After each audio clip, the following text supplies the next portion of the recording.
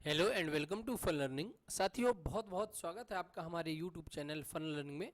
साथियों, हमारी जो मध्य प्रदेश की सीरीज चल रही है, जैसा कि हम हर दिन एक नया टॉपिक आपके सामने लेकर के आ रहे हैं। आज भी हम एक और महत्वपूर्ण टॉपिक आपके सामने लेकर के आए हैं, जिसके बारे में हम आपसे पूरा ही डिस्कशन करेंगे। साथियों, टॉपिक स्टार्ट करने से पहले हमने अपने पिछले वीडियो में जो एमपी का चल रहा था, उसमें हमने एक क्वेश्चन पूछा था, जो कि मध्य प्रदेश के मेन सेक्रेटरी से रिलेटेड था कि इकबाल सिंह बैस से पहले मध्य प्रदेश के मुख्य सचिव या मेन चीफ सेक्रेटरी कौन थे। तो वो थे श्री गोपाल रेड्डी जी। ठीक है, उसके बाद हमारे कई सारे वीडियो टोक्यो ओलंपिक्स के ऊपर भी चल रहे हैं। जैसा कि आप जान रहे हैं कि टोक्यो ओलंपिक्स का समापन भी जल्दी होने वाला है, तो उसके ऊपर भी एक महत्वपूर्ण वीडियो हम जरूर ही लेकर के आएंगे। चलिए, आज का जो टॉपिक है transport and mass communication in Madhya Pradesh में परिवहन एवं जनसंचार। मध्य प्रदेश में साथियों, परिवहन की क्या क्या व्यवस्थाएं वर्तमान स्वरूप में अभी तक हैं, आगे और भी क्या डेवलपमेंट हो रहा, प्रचार प्रसार हो रहा है। साथ ही साथ में जो मास कम्युनिकेशन है, क्या क्या उसमें अरेंजमेंट्स हैं, क्या डाकघर है, क्या आपका टेलीफोन एक्सचेंज है, आकाशवाणी क्या है, टीवी का, इंटरनेट की शुरुआत कब हुई। ये सारी ही महत्वपूर्ण बिंदु साथियों हम इस टॉपिक में अपने आपसे चर्चा करेंगे। और साथ ही साथ में लास्ट में जैसे ही हमारा पूरा ये टॉपिक कंप्लीट हो जाता है, तो हम आपके सामने एक छोटा सा टेस्ट लेकर के आएंगे, जिससे हम ये जानने की कोशिश करेंगे कि हमने इस टॉपिक में कितना सीखा है। तो वीडियो में शुरू से लास्ट तक जरूर बने रहें। और यदि आप इस वीडियो में नए हैं तो निश्चित रूप से चैनल को सब्सक्राइब करें, लाइक करें, शेयर करें, कमेंट करें, ताकि हम भी नए नए वीडियो आपके सामने लेकर के आते रहें। आइए साथियों, स्टार्ट करते हैं। मध्य प्रदेश में मास कम्युनिकेशन और परिवहन कैसा है। तो जैसा कि आप जानते हैं साथियों कि कोई भी देश हो या कोई भी स्टेट हो, उसमें जब तक बहुत अच्छा सुगम यातायात नहीं है, बहुत अच्छी व्यवस्थाएं नहीं है, तो उसका वहाँ पर ट्रांसपोर्टेशन होना और उस स्टेट का विकास होना बहुत ही बाधित हो जाता है। तो निश्चित रूप से मध्य प्रदेश में भी आर्थिक विकास की गतिविधियों को बढ़ाने के लिए परिवहन का होना बहुत ही ज़रूरी है। तो राज्य सरकारों ने इस ओर ध्यान देते हुए काफ़ी सारी व्यवस्थाएं भी की हैं। और इसी के तहत साथियों प्रदेश में क्या किया इन्होंने कि प्रदेश में सड़क यातायात कारपोरेशन अधिनियम 1950 के अंतर्गत मध्य प्रदेश राज्य सड़क परिवहन निगम की स्थापना की। और ये स्थापना कब की? 1962 में हुई, जिसका मुख्य उद्देश्य ही यही है कि जो टूरिस्ट हैं, जो यात्री हैं, उनको सक्षम, सुगम एवं सस्ती परिवहन व्यवस्था उपलब्ध कराना। जो भी आने जाने वाले हैं, घूमने फिरने वाले हैं, ट्रांसपोर्टेशन है, तो उनको हर तरह की जितनी भी अच्छी से अच्छी व्यवस्था हो सकती है, चाहे वो रोड के माध्यम से हो, चाहे वो एयर के माध्यम से हो, चाहे वो शिप्स के माध्यम से हो, वो मैनेजमेंट करने के लिए ही मध्य प्रदेश में राज्य सड़क परिवहन निगम की स्थापना 1962 में की गई थी। मोड ऑफ ट्रांसपोर्ट देखते हैं साथियों, जो परिवहन के साधन है, तो प्रमुख रूप से जो मध्य प्रदेश में है, परिवहन के साधनों को 3 पार्ट्स में डिवाइड किया गया है। सबसे पहले है रोड ट्रांसपोर्ट, जिसको हम सड़क परिवहन के नाम से भी जानते हैं। अब सड़क परिवहन का मतलब ये है कि यदि अच्छी सड़कें होंगी किसी भी प्रदेश में, तो वहाँ परिवहन बहुत अच्छे से होगा, सुगम होगा, आसानी से होगा। कोई भी सामान आपको एक जिले से दूसरे जिले तक या एक स्टेट से दूसरे स्टेट तक ले जाना है, तो आपके लिए आपके पास उस स्टेट में सड़कों की व्यवस्था बहुत अच्छी होनी चाहिए। तो इसी दृष्टिकोण को देखते हुए साथियों, प्रदेश में जो सड़कों की प्रति लंबाई है प्रति 100 वर्ग किलोमीटर में, वो 52 किलोमीटर, मतलब ठीक ठाक है, बहुत अच्छा तो नहीं कह सकते, लेकिन अभी भी प्रयासरत है सरकार, और आगे आने वाले समय में और भी अच्छा देखने को हमको मिलेगा। भारत में जो सड़कों की कुल लंबाई है प्रति 100 वर्ग किलोमीटर में 75 किलोमीटर है। यदि ओवरऑल हम कंट्री की बात करते हैं, इंडिया की, तो साथियों इंडिया में तो बहुत ज़्यादा है, लेकिन यदि स्पेशली हम स्टेट में बात करें तो स्टेट में अभी 52 किलोमीटर ही है, जिसके लिए सरकार आगे भी प्रयासरत है। बात करें यदि साथियों 2014-15 के अनुसार, अभी तो 2021 चल रहा है तो अपडेटेड नहीं है, तो कुल मिला के अप्रॉक्स 61,616 किलोमीटर तक की सड़कें बन चुकी थी, और भी आगे बन चुकी हैं, लेकिन जैसे ही आंकड़े आएंगे तो हम आपके सामने लेकर के उनको आएंगे। बात करें यदि सबसे ज़्यादा जो डेंसिटी है सड़कों की, जो सबसे ज़्यादा घनत्व है, वो सतना जिले में है। सतना, जिसको हम औद्योगिक नगरी के नाम से भी जानते हैं, और चित्रकूट धाम तथा माँ शारदा का मंदिर मैहर सतना में पूरे विश्व भर में प्रसिद्ध है। और यदि हम साथियों सबसे कम घनत्व की बात करें तो श्योपुर है। श्योपुर में रोडों की जो डेंसिटी है, घनत्व है, वो बहुत कम है। ठीक है, इन महत्वपूर्ण पॉइंट्स को जरूर आप अच्छे से ध्यान कर लें। बात करें साथियों यदि गाँव को जोड़ना है, अब चूंकि सड़क तो गांव में भी चाहिए, शहर में भी चाहिए। आप जानते हैं कि बरसात के टाइम में कितनी अव्यवस्थाएं होती हैं, शहरों में भी गाँव में भी तो जब सड़कें होगी तभी तो अच्छे से परिवहन हो पाएगा, अच्छे से ट्रांसपोर्टेशन हो पाएगा। तो इसी के मद्देनजर देखते हुए मुख्यमंत्री सड़क योजना का उद्घाटन किया गया 7 जनवरी 2009 को, और तब से गांव में भी काफ़ी कुछ इसके हेल्प से सड़कों का मरम्मत किया जा रहा है और नई नई सड़कें भी बनाई जा रही हैं। साथियों, यदि हम सड़कों की और थोड़ा सा विस्तृत चर्चा करें तो लगभग 4 पार्ट में इनको 4 भागों में बांटा गया है। पहला, जैसे कि आप जानते हैं कि नेशनल हाईवेज होती हैं, राष्ट्रीय राजमार्ग होते हैं, और यदि हम स्पेशली मध्य प्रदेश की बात करें तो यहाँ से 20 राष्ट्रीय राजमार्ग निकलते हैं, जिनकी अप्रॉक्स लंबाई जो है कहीं कहीं आपको 4709 किलोमीटर मिलेगी, कहीं 4771 किलोमीटर मिलेगी। तो एक एवरेज ये 2 ऑप्शन जो यदि आपको मिले तो आपको उसमें से एक को टिक कर देना। नेशनल हाईवे, जैसा कि आप जानते हैं कि इसका जो रख रखाव होता है, संचालन होता है, पूरा केंद्र सरकार के अधीन होता है, लेकिन राज्य भी उसमें पार्टिसिपेट करते हैं। राज्य की सबसे बड़े नेशनल हाईवे की बात करें साथियों एनएच की, तो आगरा मुंबई है, NH 3 है, जिसकी कुल लंबाई मध्य प्रदेश में 717 किलोमीटर है, और इसीलिए ये पूरे प्रदेश का सबसे बड़ा नेशनल हाईवे या राष्ट्रीय राजमार्ग कहलाता है। राष्ट्रीय राजमार्ग NH 7 ये दूसरा सबसे लंबा राष्ट्रीय मार्ग है, और इसकी लंबाई 511 किलोमीटर है। और इसी के साथ साथ यदि हम तीसरे नेशनल हाईवे या राष्ट्रीय राजमार्ग की बात करें तो और क्रमशः कम होता जाता है। पर इसमें एक और महत्वपूर्ण पॉइंट ये निकल करके आता है कि सबसे बड़ा तो ये हो गया NH 3, फिर उससे सेकंड नंबर पे हो गया NH 7, तो फिर सबसे छोटा कौन सा है? तो मैं आपको याद दिलाना चाहूँगा साथियों, प्रदेश का जो सबसे छोटा राष्ट्रीय राजमार्ग है, नेशनल हाईवे हो, NH 339B है। अच्छा, एक बात और ध्यान रखेंगे, कंफ्यूज नहीं होना, इससे पहले जो था साथियों NH 76 था। NH 76 जिसकी कुल लंबाई 43 किलोमीटर हुआ करती थी, अब इससे कम होकर के 9 किलोमीटर की लंबाई टोटल 339B कवर करता है, जो कि आपके बमीठा से लेके खजुराहो तक चलता है। तो बहुत छोटी दूरी तय करता है कि उस रोड का छोटा सा पार्ट, और इसलिए सबसे छोटा राष्ट्रीय राजमार्ग मध्य प्रदेश का कहला जाता है। इसी के साथ साथ फ्रेंड्स, मध्य प्रदेश में राष्ट्रीय राजमार्गों का जो चौराहा है वो ब्यावरा जिला राजगढ़ में। चौराहा मतलब ऐसा समझ लीजिए कि जो 4 राष्ट्रीय राजमार्ग एक जगह मिलते हैं, 4 राहों का समूह जिसको हम चौराहा कहते हैं, वो आपका है ब्यावरा। ब्यावरा किस जिले में आता है? राजगढ़ जिले में आता है। तो ये महत्वपूर्ण बिंदु हो जाता है, तो इसको जरूर आप याद करके रखें। NH 7 नेशनल हाईवे नंबर 7 और NH 27 ये जो दोनों मिलते हैं, इन दोनों का जो संगम बिंदु है, जो मिलन जहाँ होता है वो रीवा जिले में होता है। रीवा, जैसा कि आप जानते हैं कि रीवा को सफ़ेद शेरों की भूमि कहा जाता है, और रीवा से ही संगीत सम्राट तानसेन भी संबंध रखते थे। हालांकि बाद में उनको ग्वालियर ट्रांसफ़र कर दिया गया था सम्राट अकबर के दरबार में। राज्य में यदि हम साथियों बात करें तो देश का लगभग 8% राष्ट्रीय राजमार्ग है। जो नेशनल हाईवे है मध्य प्रदेश से जो होकर के गुजरती है, अप्रॉक्स 8% है। इसके बाद आती है स्टेट हाईवे। नेशनल हाईवे बात आती है स्टेट हाईवे, तो स्टेट हाईवे की जो कुल संख्या लगभग 11.1% स्टेट हाईवे का है पूरे स्टेट में, और इनकी लंबाई अप्रॉक्स 10,934 किलोमीटर के आसपास जाती है। वर्तमान में 48 स्टेट हाईवेज मध्य प्रदेश में बने हुए हैं, और भी आगे इनका डेवलपमेंट चल रहा है, धीरे धीरे और भी आपको देखने को मिलेंगे। इसके बाद बात आती है डिस्ट्रिक्ट हाईवेज की, जिला मुख्य मार्ग की। तो साथियों, जिला मार्गों की यदि कुल लंबाई की बात करें हम, तो लगभग 19,574 किलोमीटर के आसपास ये लंबाई जाती है, और मुख्य जिला मार्ग की सड़कों का जो प्रतिशत है वो जिलों में ही सबसे ज़्यादा देखने को आपको मिलता है। और इसका काम क्या होता है जिला मार्गों का? ये है कि गांव से जो होती हुई सड़कें आती हैं वो आपको जिले तक डायरेक्ट अटैच करे, और आपको वहां आने जाने में सुगम सुविधा मिले। राज्य की कुल सड़कों में इनका जो परसेंटेज है साथियों जिला मार्गों में, वो अप्रॉक्स 22.6% है। मतलब ये कह सकते हैं हम कि सबसे ज़्यादा जो सड़कें हैं वो जिला मार्गों से होकर के ही जाती हैं। जिला मार्ग जो डिस्ट्रिक्ट की जो सड़कें हैं या रोडें हैं, उनमें सर्वाधिक घनत्व है, और जो सबसे ज़्यादा घनत्व किस शहर में है? वो आपकी मध्य प्रदेश की जो राजधानी भोपाल है वहीं पर है। मतलब ये कह दें कि लगभग 17 किलोमीटर प्रति 100 वर्ग किलोमीटर में सड़कें बनी हुई हैं। एक तरह से है तो कम, लेकिन अब चूंकि जिले की बात हो रही है इंडिविजुअली, तो भोपाल में सबसे ज़्यादा ये अभी तक है।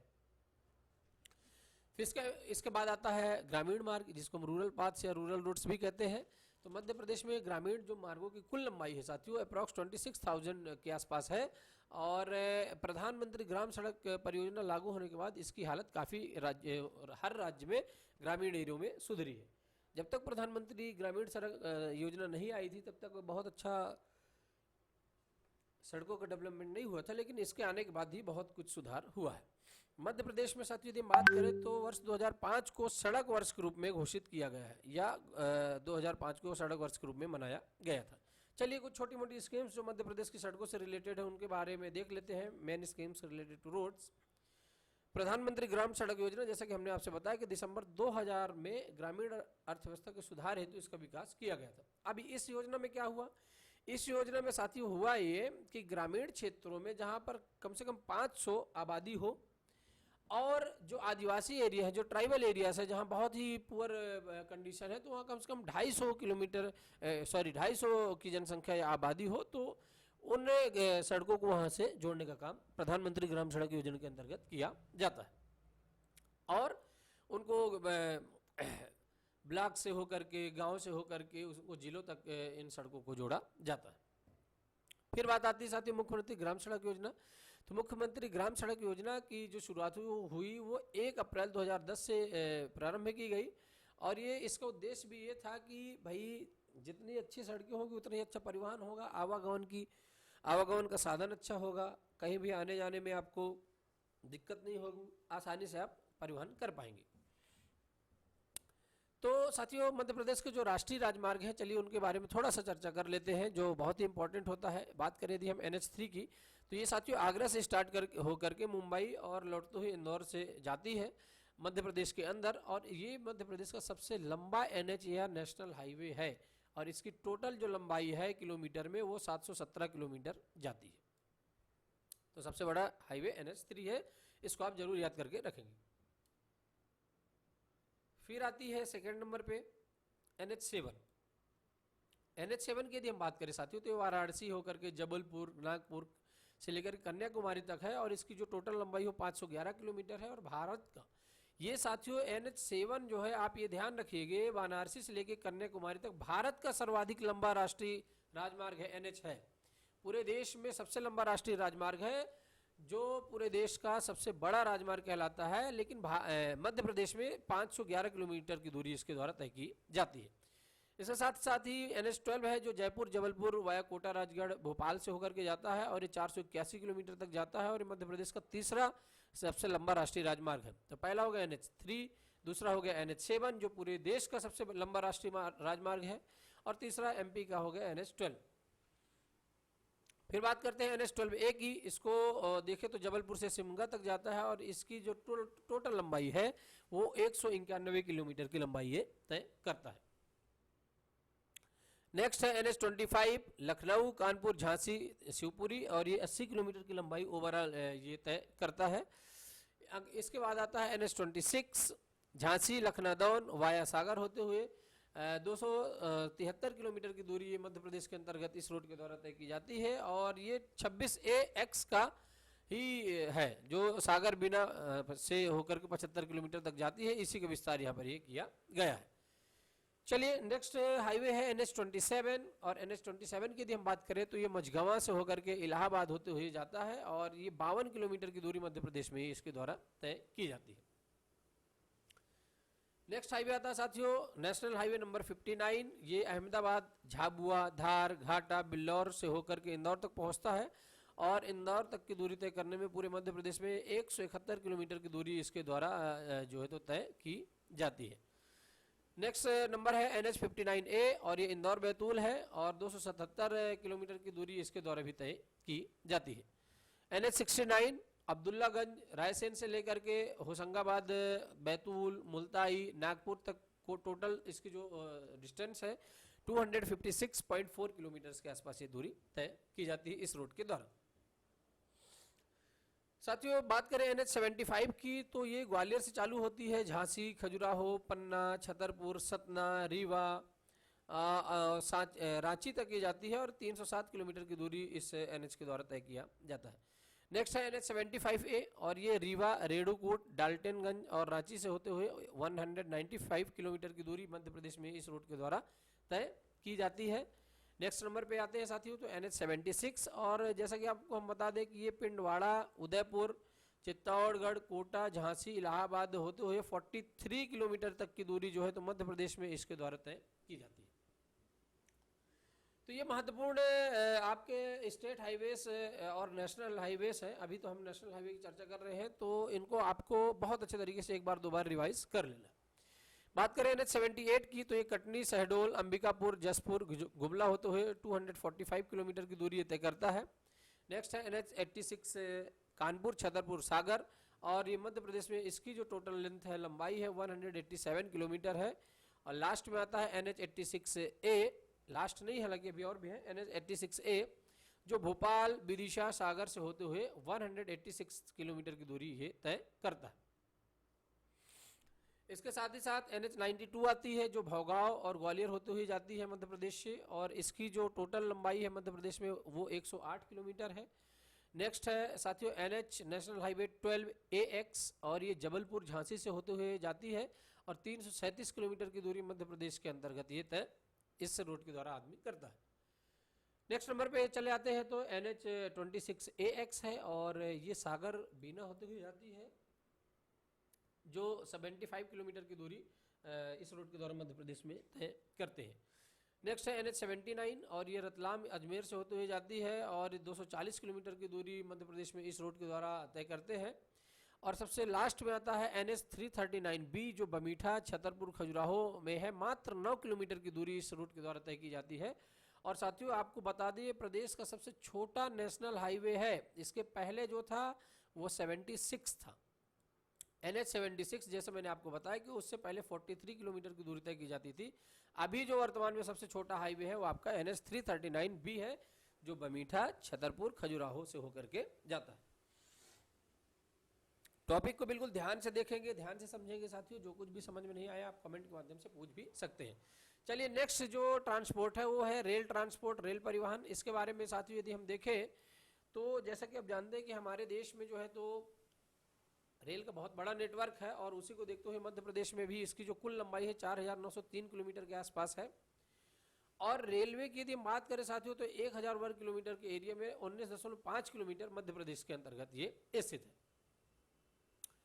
प्रदेश का जो पहला रेल मार्ग है, जो मध्य प्रदेश में पहला रेल मार्ग गुजरा, वो इलाहाबाद से जबलपुर 1867 ईस्वी में बनाया गया था। इसलिए ये बहुत ही वेरी वेरी इंपॉर्टेंट पॉइंट हो जाता है। इसको जरूर आप अच्छे तरीके से देख लें, समझ लें और टाइप कर लें, अपने कॉपी में लिख लें।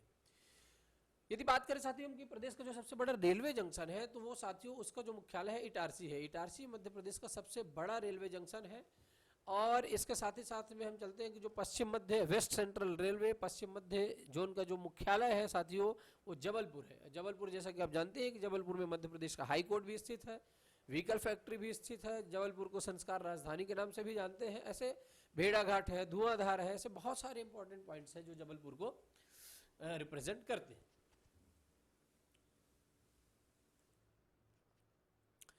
साथियों यदि हम बात करें कि जो मध्य प्रदेश में रेल सेवा आयोग का जो मुख्यालय है, जो हेड ऑफिस है, वो भोपाल में है। अब यहाँ पर कंफ्यूज नहीं होगे, पश्चिम मध्य रेल जोन का जो मुख्यालय है, रेल जोन का मुख्यालय वो जबलपुर है, लेकिन प्रदेश में रेल सेवा का जो मुख्यालय है वो भोपाल है। भोपाल जिसे मध्य प्रदेश की राजधानी के नाम से भी हम जानते हैं।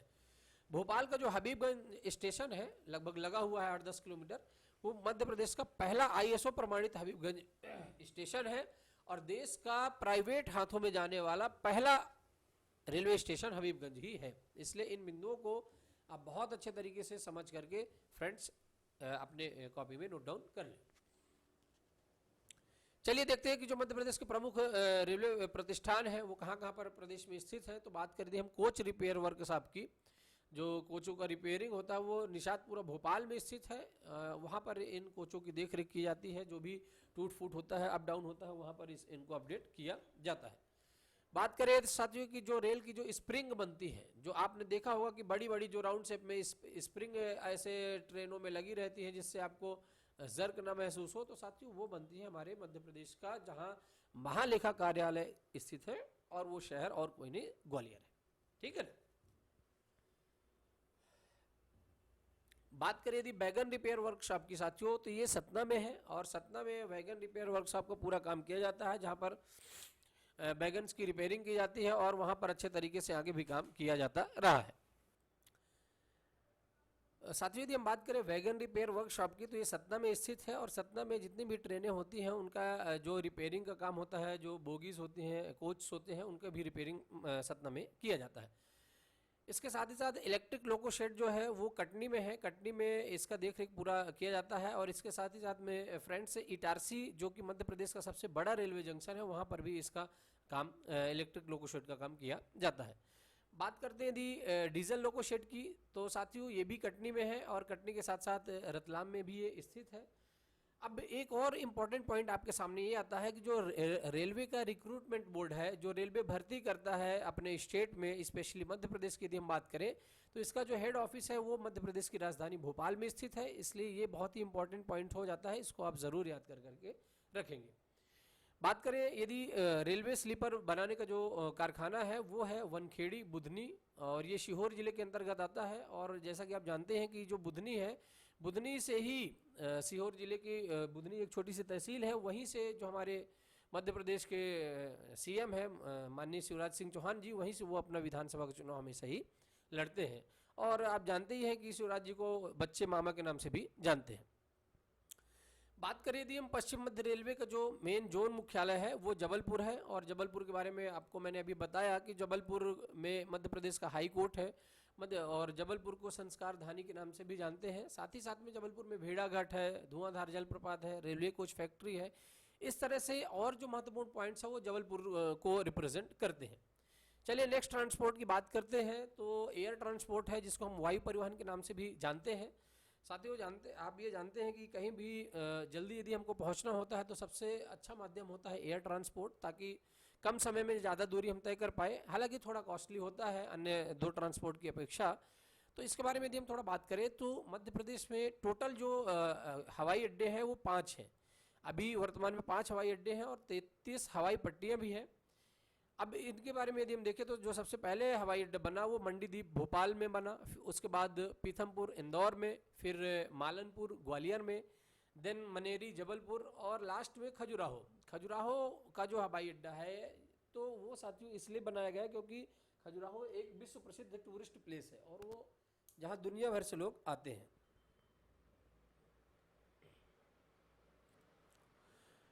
साथियों यदि हम बात करें भोपाल हवाई अड्डे की, तो भोपाल का जो हवाई अड्डा है उसका नाम कर दिया गया राजा भोज हवाई अड्डा, और इंदौर का जो है उसको रानी अहिल्याबाई होलकर के नाम से जाना जाता है। साथ ही साथ में जो जबलपुर का हवाई अड्डा है उसको साथियों हम डुमना हवाई अड्डा या डुमना एयरपोर्ट के नाम से भी हम जानते हैं।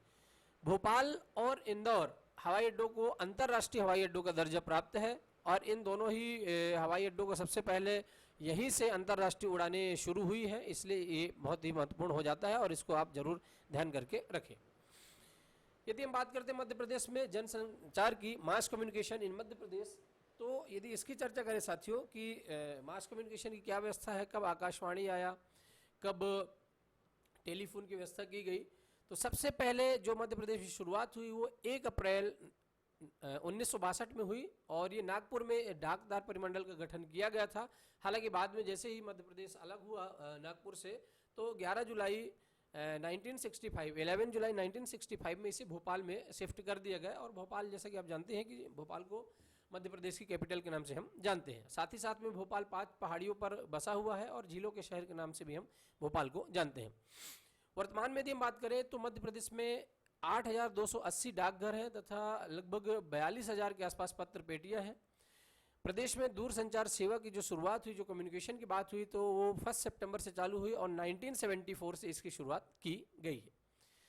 यदि हम साथियों वर्तमान में बात करें तो लगभग 2560 टेलीफोन केंद्र कार्यरत हैं, और इसके साथ ही साथ आ जाता है एक महत्वपूर्ण पॉइंट कि आकाशवाणी केंद्र की शुरुआत 22 मई 1955 को इंदौर में हुई थी, और इंदौर में पहले आकाशवाणी केंद्र स्थापित किया गया था। इसके बाद दूसरा भोपाल में 1956 में, तथा तीसरा जो आकाशवाणी केंद्र स्थापित किया गया 1964 में ग्वालियर में स्थापित किया गया था, और इसके बाद और भी तमाम, रीवा हो गया, सागर हो गया, रतलाम हो गया, और भी तमाम शहरों में इसकी स्थापना की गई है। तो जो सबसे स्टार्टिंग में इसकी स्टेबिलिटी की गई, स्थापना की गई, स्टेबल किया गया, तो ये हुआ आपका 22 मई 1955। सिटी कौन सी थी? इंदौर। इंदौर जिसको आप खेल राजधानी के नाम से जानते हैं, है ना। आर्थिक राजधानी के नाम से जानते हैं, मिनी मुंबई भी कहलाता है। और यदि इन पॉइंटों को हम थोड़ा सा साइड में रख के बात करें तो लगातार 4 बार इंदौर स्वच्छता में नंबर 1 पे पोजीशन पे रहा है। साथ ही यदि हम बात करें कि इंडिविजुअली निजी क्षेत्र में जो रेडियो चैनल बनाए गए तो सबसे पहले रेडियो मिर्ची बना जो 98.3 डिग्री पर चलता है। अन्य निजी एफएम की बात करें तो बिग एफएम है, रेड एफएम है तथा माई एफएम चैनल ये जो है निजी क्षेत्र में ये चालू किए गए। अब एक और महत्वपूर्ण पॉइंट ये निकल करके आता है कि प्रदेश में जो दूरदर्शन हुई, टीवी की शुरुआत कब हुई तो वो ये 1972-73 में हुई। और ये अविभाजित मध्य प्रदेश, जब मध्य प्रदेश का विभाजन करके छत्तीसगढ़ नहीं बनाया गया था तो रायपुर रिले केंद्र से इसकी शुरुआत हुई थी। वर्तमान में बहुत सारे रिले केंद्र स्टेबल हो चुके हैं, लगभग 74 रिले केंद्र है तथा 68 लघु प्रसारण केंद्र भी स्थापित है। प्रदेश में 10 उच्च शक्ति के हाई ट्रांसमीटर लगाए गए हैं। भोपाल में अल्प शक्ति ट्रांसमीटर स्थापित किया गया है जो कि 1982 में हुआ था तथा इंदौर में साथियों उच्च शक्ति ट्रांसमीटर केंद्र 1984 में स्थापित किया गया था। प्रदेश का पहला टीवी स्टूडियो जो बनाया गया वो भी मध्य प्रदेश की राजधानी भोपाल में ही बनाया गया, वहीं पर यह स्थापित किया गया है। यदि हम बात करें कि प्रदेश के सभी जिलों में इंटरनेट की सुविधा है तो हम कहेंगे यस, आज के समय में मध्य प्रदेश के सभी 51 जिलों में नहीं, अब जो 52 हो चुके हैं तो सभी जिलों में मध्य प्रदेश में इंटरनेट की सुविधा उपलब्ध हो चुकी है। और इसके साथ ही साथ प्रदेश का जो पहला सौर ऊर्जा से चलने वाला टीवी था वो कस्तूरबा ग्राम इंदौर में ही लगाया गया था। आप देख सकते हैं कि आज के समय में बिना इंटरनेट के दुनिया चलना मुश्किल हो गई है। हर हाथ में आपको एक मोबाइल देखने को मिलेगा, हर घर में आपको एक टीवी देखने को मिलेगी, साथ ही साथ में आपको इंटरनेट की आपको व्यवस्था देखने को ही मिलेगी। फ्रेंड्स, बात करिए यदि हम प्रदेश के जो प्रमुख आकाशवाणी केंद्र हैं और उनकी स्थापना कब हुई है तो इसको भी वन लाइनर में हम जरूर अपने माइंड में थोड़ा सेट कर लेते हैं। बात करिए यदि हम इंदौर की तो ये इसकी इंदौर आकाशवाणी केंद्र, जैसा कि मैंने आपसे बताया कि मध्य प्रदेश का पहला आकाशवाणी केंद्र है और इसकी स्थापना 22 मई 1955 में हुई थी। उसके बाद साथियों भोपाल की हुई और भोपाल को 31 अक्टूबर 1956 में स्थापित किया गया आकाशवाणी केंद्र की। फिर ग्वालियर हुआ जो 15 अगस्त 1964 में हुआ। उसके बाद जबलपुर की बात आती है तो जबलपुर 6 नवंबर 1964 में स्थापित किया गया। फिर बात आती है छतरपुर आकाशवाणी केंद्र की तो साथियों ये 7 अगस्त 1976 में बना। इसके बाद रीवा जिसे हम सफेद शेरों की भूमि के नाम से जानते हैं वो 2 अक्टूबर 1977 में बना। और लास्ट में अब बात आती है सागर आकाशवाणी केंद्र तो ये साथियों 1955 में इसकी स्थापना की गई थी।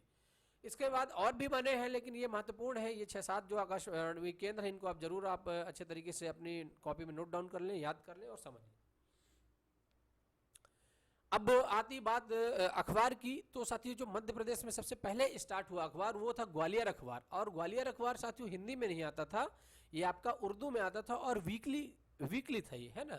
प्रकाशन इसका जब हुआ वो 1840 में स्टार्ट हुआ था। इसके बाद हिंदी का जो सबसे पहला अखबार आया वो मालवा अखबार के नाम से था जो कि 6 मार्च 1848 या 1848 से इंदौर से ही प्रकाशित होना शुरू हुआ था। ये भी साथियों साप्ताहिक था। इसके यदि हम बात करें हम संपादक साहब की तो ये पंडित प्रेम नारायण जी थे। मध्य प्रदेश का जो प्रथम हिंदी मासिक पत्र था, मासिक इट मीन्स की जो मंथली एक मैगजीन निकली वो नवजीवन थी और जिसका प्रकाशन भी इंदौर से ही 1939 से शुरू किया गया था। राज्य की कुछ प्रमुख साप्ताहिक पत्रिकाएं भी निकली साथियों, जैसे यदि हम बात करें वीणा की तो वीणा इंदौर से प्रकाशित होती है। वसुधा की यदि हम बात करें तो ये जबलपुर, भोपाल और रीवा से आती है। वसुधा के साथ साथ साक्षात्कार, पूर्वाग्रह, अंततः, चौमासा, नया पथ, कला वार्ता, ये सब जो आती हैं वो आपकी भोपाल से प्रकाशित होती हैं। अकंठ की बात करें तो ये पिपरिया से प्रकाशित होती है। आवेग और शंकर ये आपके रतलाम से प्रकाशित होते हैं। इसी के साथ साथ यात्रा की बात, नया विकल्प की बात करें तो विदिशा और भोपाल से प्रकाशित होते हैं। यात्रा के साथ यदि हम बात करें, जैसा कि जानते हैं कि जीवन ही एक यात्रा में पूरा गुजरता है तो कटनी से इसका प्रकाशन होता है। प्रसंग ब्यावरा से होती है, ब्यावरा जैसे जहाँ राजगढ़ जिला के अंतर्गत आता है। और पहल पत्रिका का प्रकाशन साथियों जबलपुर से होता है, जबलपुर जिसको आप संस्कारधानी के नाम से भी जानते हैं। इस तरह से आज का जो हमारा इंपॉर्टेंट टॉपिक था वो कंप्लीट होता है। हम उम्मीद करते हैं कि आपको सारी जानकारी पसंद आती होगी, पसंद आई होगी। यदि नहीं भी आई हो तो एक बार जरूर देखिए, जरूर पसंद आएगी और आपको ये इंपॉर्टेंट रोचक इन्फॉर्मेशन मिलेगी। बिना देरी किए चलिए आज चलते हैं हम अपने इंपॉर्टेंट टेस्ट के ऊपर। बहुत छोटा सा टेस्ट है, ध्यान से आप इसको टिक करेंगे और हम उम्मीद करते हैं कि आप सारे क्वेश्चंस का आंसर सही दे पाएंगे। बात करें साथियों की जो नेशनल हाईवे है वो मध्य प्रदेश में सबसे बड़ा नेशनल हाईवे कौन सा है? NH2, NH3, NH17 या NH12। 4 ऑप्शन आपकी स्क्रीन पे है, आपको जो सही लगता है उसको आप जरूर टिक करें, पर जो सही है उसी को टिक करें। तो अब तक तो आप समझ ही गए होंगे कि जो सही आंसर है वो कौन सा है, वो और कोई नहीं है, NH3 है। ठीक है, क्वेश्चन नंबर 2 की ओर मूव करते हैं। मध्य प्रदेश के किस राष्ट्रीय राजमार्ग की लंबाई सबसे कम है? सबसे कम मैंने आपसे डिस्कस किया हुआ था, ऑप्शन है NH14, NH12, NH339B या NH76। तो साथियों अभी जो रिसेंट में सबसे कम लंबाई हो NH339B की है, ओनली 9 किलोमीटर मध्य प्रदेश में इसकी लंबाई है। इसके पहले NH76 था जिसकी लंबाई 43 किलोमीटर मध्य प्रदेश में हुआ करती थी। मध्य प्रदेश के किस जिले में सबसे कम सड़कें हैं? सतना, श्योपुर, रीवा या मुरैना। तो मैंने आपसे डिस्कस किया हुआ था कि जो मुरैना जिला है वहां पर सबसे कम सड़कें हैं, और जो सतना है साथियों, सतना में सबसे ज्यादा सड़कों का घनत्व तो सतना जिला में ही बनाया गया है। प्रश्न नंबर 4 की ओर मूव करते हैं कि मध्य प्रदेश का सबसे बड़ा रेलवे जंक्शन कौन सा है? बहुत बार ये क्वेश्चन रिपीट हुआ है, सारे ही एग्जाम जितने एमपी में कंडक्ट होते हैं। हालांकि ये क्वेश्चन बहुत ही आसान है, लेकिन आपको इसको अच्छे तरीके से समझ करके रखना है। भोपाल है मध्य प्रदेश की राजधानी, ग्वालियर है, सतना है या इटारसी। तो इसका जो सही आंसर निकल करके आता है वो साथियों और कोई नहीं है, इटारसी है। तो इटारसी इसका सही आंसर आपके सामने आ जाता है। बात करें मध्य प्रदेश में आकाशवाणी की शुरुआत किस शहर से हुई है? तो इसका सही आंसर आपको देना है। 4 ऑप्शन आपकी टीवी स्क्रीन पे है, भोपाल है, जबलपुर है, रीवा है या इंदौर है। तो साथियों मैंने आपसे भी डिस्कस किया हुआ था कि जो इंदौर है, जिसको हम खेल राजधानी और स्वच्छता के मामले में 1 नंबर शहर आता है, इंदौर, वहीं से आपके आकाशवाणी की शुरुआत हुई थी। प्रश्न नंबर 6 है, मध्य प्रदेश में कितने हवाई अड्डे हैं? तो ऑप्शन है 5, 8, 10 या 6, 5, 8, 6 और 10।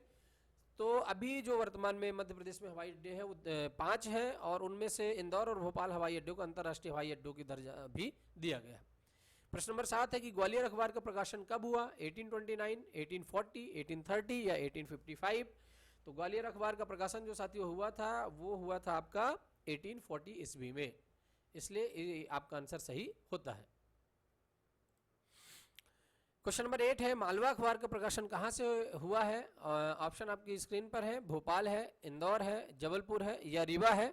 तो जो सही आंसर है आपको उस पर टिक करना है, और हम उम्मीद करते हैं कि आपको जानकारी इसकी होगी। तो मालवा अखबार का जो प्रकाशन है साथियों वो कहाँ से होता है? वो आपका होता है इंदौर से। ओके, क्वेश्चन नंबर 9 है, नया विकल्प है। नया विकल्प क्या है? इट मीन्स ये एक मैगजीन है, पत्रिका है, या एक रचना है, पेपर है, या ये सभी है। तो साथियों नया विकल्प जो है साथियों एक मैगजीन है, और ये कहाँ से प्रकाशन होता है इसका आंसर आपको हमने बताया हुआ है। आप कमेंट करके इसका आंसर आप हमको शेयर करेंगे। चलिए टॉपिक के आखिरी क्वेश्चन में पहुंचते हैं धीरे धीरे, और क्वेश्चन ये है कि रेलवे स्प्रिंग बनाने का कारखाना कहाँ पर स्थित है? 4 ऑप्शन आपके सामने हैं, सतना, बुधनी, भोपाल या ग्वालियर। तो इसका जो सही आंसर जाता है साथियों और कोई नहीं है, ये आपका आंसर ग्वालियर है। ग्वालियर जहाँ पर मध्य प्रदेश का महालेखा कार्यालय भी स्थित है। इस तरह से साथियों हमारा आज का टेस्ट भी कंप्लीट होता है। हम उम्मीद करते हैं कि आपको पूरा टेस्ट अच्छे से आपने इसको दिया होगा और 10 में से 10 मार्क्स आप पाए होंगे। चलिए आज का क्वेश्चन आता है कि मध्य प्रदेश के किस जिले में सड़कों का सबसे अधिक घनत्व है? और हम उम्मीद करते हैं कि इसका आंसर आप सब लोग कमेंट करके बताएंगे और आपको ये समझ में भी आ गया होगा। ये पूरे वीडियो की इंफॉर्मेशन आपको बहुत ही इंफॉर्मेटिव रहेगी, और आपके सारे एग्ज़ाम जितने भी होते हैं एमपी में और इंडिया में उनमें सभी में आपको ये हेल्प करेगी। इसलिए इस वीडियो को 1 बार 2 बार ज़रूर रिपीट करें, और जब भी आप वीडियो को देखें तो अपनी नोटबुक लेकर के बैठें, ताकि आप उन पॉइंट्स को, जो इम्पोर्टेंट पॉइंट्स हमने बताए हैं उनको आप नोट करते जाएं, और बाद में रिवीजन करने पर आपको आसानी से वो जो है पॉइंट्स याद भी आ जाए, ताकि एग्ज़ाम में आपको कन्फ्यूजन नहीं हो और आप अच्छे तरीके से एग्ज़ाम को क्रैक कर पाएँ। जानकारी साथियों हमारी यदि आपको पसंद आती है, आपको यदि ऐसा लगता है कि ये हमको इस चैनल को ज्वाइन करना चाहिए, तो आप हमारे पेज को भी फॉलो कर सकते हैं। फेसबुक में फन लर्निंग के नाम से है, इंस्टाग्राम में अनूप कुमार 11-12 के नाम से, और टेलीग्राम में 11-12 के नाम से भी है। तो इस तरह से आप फॉलो कर सकते हैं, और वीडियो को लाइक करें, शेयर करें, चैनल को सब्सक्राइब करें, कमेंट करें, अपने दोस्तों, साथियों, भाइयों को ज़रूर आप शेयर करें, ताकि वो भी इस वीडियो का उपयोग अपने जीवन में कर पाएँ और आने वाले समय में वो जितनी भी जानकारी हमने दी है उसका उपयोग कर पाए। चलिए साथियों, फिर मिलते हैं एक और इंटरेस्टिंग वीडियो के साथ अगले वीडियो में। Be always positive and thank you.